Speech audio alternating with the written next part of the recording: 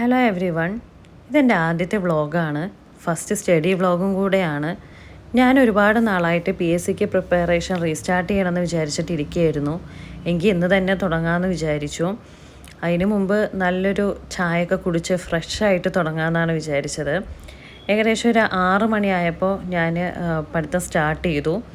എന്നെപ്പോലെ ഒരുപാട് പേര് ഒരു പോയിന്റിൽ സ്റ്റക്കായിട്ട് നിന്നിട്ട് എങ്ങനെ റീസ്റ്റാർട്ട് ചെയ്യണമെന്ന് ആലോചിച്ചിട്ടിരിക്കുന്നവരുണ്ടാവും. അവർക്കും കൂടെ വേണ്ടിയിട്ടുള്ള വീഡിയോ ആണിത്. ഞാൻ കോൺസ്റ്റിറ്റ്യൂഷനിൽ നിന്നുമാണ് പഠിത്തം സ്റ്റാർട്ട് ചെയ്തിട്ടുണ്ടായിരുന്നത്. കോൺസ്റ്റിറ്റ്യൂഷനിലെ ഹൈക്കോടതിയും സുപ്രീം കോടതിയും കുറച്ച് ഭേദഗതികളൊക്കെ പഠിച്ചു തുടങ്ങിയിട്ടുണ്ടായിരുന്നു. അപ്പോൾ കുറച്ച് സന്തോഷമൊക്കെ ഉണ്ടായിരുന്നു. ഇന്ന് കുറച്ചെങ്കിലും പഠിക്കാൻ പറ്റിയല്ലോ എന്ന് ആലോചിച്ചിട്ട്. ഇത്ര ദിവസം കുറച്ച് സ്റ്റാർട്ടിങ് ട്രബിളൊക്കെ ഉണ്ടായിരുന്നു.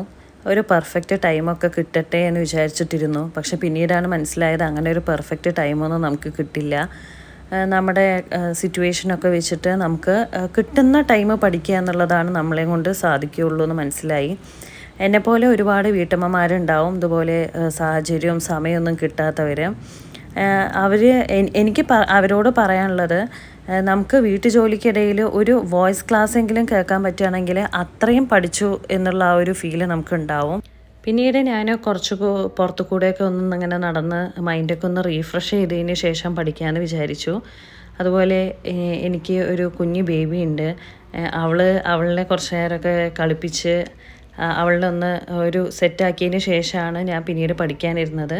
ഞാൻ ഒരു SCERT ചാപ്റ്റേഴ്സൊക്കെ ഡൗൺലോഡ് ചെയ്തിട്ടാണ് PDF ഡൗൺലോഡ് ചെയ്തിട്ടാണ് സാധാരണ പഠിക്കാറ്. SCERT നോക്കുന്നതിൻ്റെ കൂടെ തന്നെ കുറച്ച് നോട്ട്സൊക്കെ പ്രിപ്പയർ ചെയ്യാറുണ്ട്. കുറച്ചധികം നോട്ട്സൊക്കെ ഞാൻ എഴുതാറുണ്ട്. എഴുതി പഠിച്ചാൽ മാത്രമാണ് എനിക്ക് തലയിൽ കയറാറുള്ളൂ. എന്നെപ്പോലെ ഒരുപാട് പേരുണ്ടാവും എഴുതി പഠിച്ചാൽ മാത്രം തലയിൽ നിൽക്കുന്ന ആൾക്കാർ.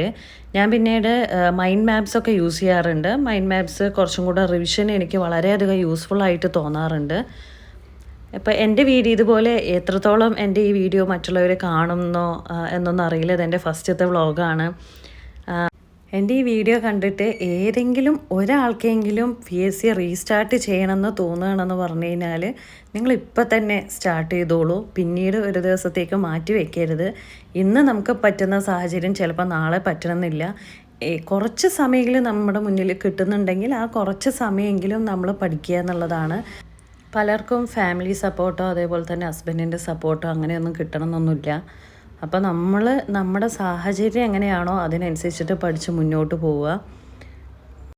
നമ്മളുടെ കഷ്ടപ്പാടിന് അപ്പോൾ എന്തെങ്കിലും ഒരു ദിവസം ഒരു റിസൾട്ട് കിട്ടും. ആ ഒരു വിശ്വാസത്തിൻ്റെ പുറത്താണ് ഞാനും പഠിച്ചുകൊണ്ടിരിക്കുന്നത്. പിന്നീട് ഞാൻ കുറച്ച് നേരം കൂടെ ഒരു 10-11 മണി വരെ ഞാൻ അങ്ങനെ എൻ്റെ പഠിത്തം കണ്ടിന്യൂ ചെയ്തിട്ടുണ്ടായിരുന്നു.